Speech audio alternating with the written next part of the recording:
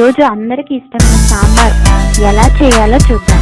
దానికి కావాల్సిన పసుపు, ఉప్పు, కారం, సాంబార్ పొడి, ములక్కాడ ముక్కలు, ఉల్లిపాయ ముక్కలు, పచ్చిమిరపకాయ ముక్కలు, బెండకాయ ముక్కలు, టమాటా ముక్కలు, వంకాయ ముక్కలు, బంగాళదుంప ముక్కలు, చింతపండు పులుసు. ముందుగా పప్పుని శుభ్రంగా కడిగి అరగంట పాటు నానబెట్టుకుని ఉంచుకోవాలి.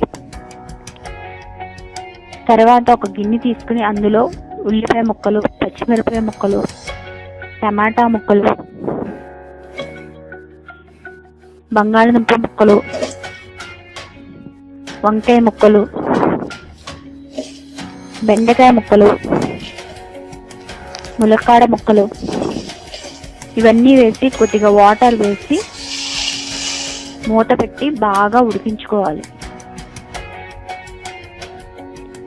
తర్వాత మూత పెట్టి బాగా ఉడికించుకోవాలి. ఇప్పుడు కుక్కర్ 3 విజిల్స్ వచ్చేదాకా ఉడికించుకుని పప్పును బాగా మెదుపుకోవాలి.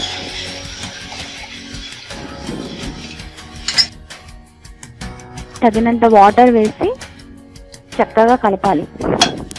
అందులో ఇప్పుడు ఉడికిన ముక్కల్లో పసుపు, ఉప్పు, కారం,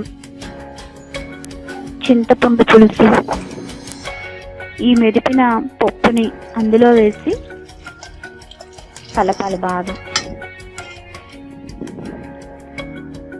ఇప్పుడు ఇందులో సాంబార్ పొడి 2 స్పూన్లు వేయాలి. మొత్తం మిక్స్ అయ్యేలా కలపాలి. కొద్దిగా బెల్లం, కొద్దిగా కరివేపాకు కూడా వేయాలి. బెల్లం, కరివేపాకు వేయడం వల్ల పప్పుచారు చాలా టేస్టీగా ఉంటుంది. వీటిని బాగా మరగబెట్టాక తాలింపు పెట్టుకోవాలి. దానికి తాలింపు దినుసులు ముందుగా కరివేపాకు, 2 స్పూన్లు నూనె వేసి హీట్ అయ్యాక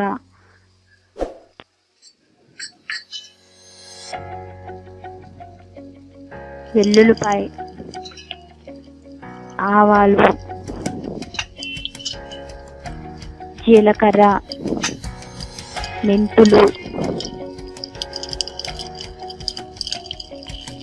ఎండుమిర్చి వేసి కొంచెం గరిటెతో కలుపుకుంటూ వేసుకోవాలి. కొంచెం కరివేపాకు ఇవన్నీ వేసి బాగా ఫ్రై చేసి ఈ తాలింపుని ఈ సాంబార్లో కలుపుకోవాలి. అంతేనండి, ఎంతో టేస్టీగా ఉండే సాంబార్ రెడీ.